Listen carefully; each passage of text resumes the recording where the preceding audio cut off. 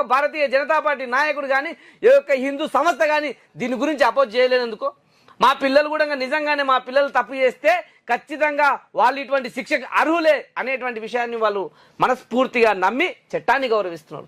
అదేవిధంగా మీ పిల్లలు తప్పు చేయకపోతే, మీ ముస్లిం పిల్లలు తప్పు చేయకపోతే వాళ్ళు కూడా చట్టానికి లోబడే ఉండాలి కదా. మరి ఎందుకు లవ్ జిహాద్ పేరు చెప్పి వాళ్ళు యాంటీ లవ్ జిహాద్ తీసుకొచ్చి చట్టం తీసుకొచ్చినంత మాత్రాన దాని గురించి ఎందుకు మాట్లాడుతున్నాడు ఓవైసీ? చెలరైపోతున్నాడు ఆయన. అంటే ఇటువంటి బద్మాష్గాళ్ళు ఉన్నవాటే ఈ భారత రాజ్యాంగంలో ఈ లొసుగులను అడ్డం పెట్టుకొని, ఈ భారతదేశంలో ఉన్నటువంటి చట్టాలను అడ్డం పెట్టుకొని ఏ విధంగా అయితే ఈ యొక్క హిందూ సమాజాన్ని నాశనం చేయాలనేటువంటి కొంతమంది చూస్తున్నారు. అటువంటి వ్యక్తులను ఇప్పటికి కాదు ఎప్పటికీ వాళ్ళని విడిచిపెట్టేది లేదు. ఖచ్చితంగా ఇప్పుడు ఎప్పుడు సమాజంలో జరుగుతున్నటువంటి అన్యాయాలను అరికట్టడానికి భారతీయ జనతా పార్టీ నాయకులు కానీ భారతీయ జనతా పార్టీ కార్యకర్తలు కానీ ఎప్పుడు ముందడుగు వేస్తారు.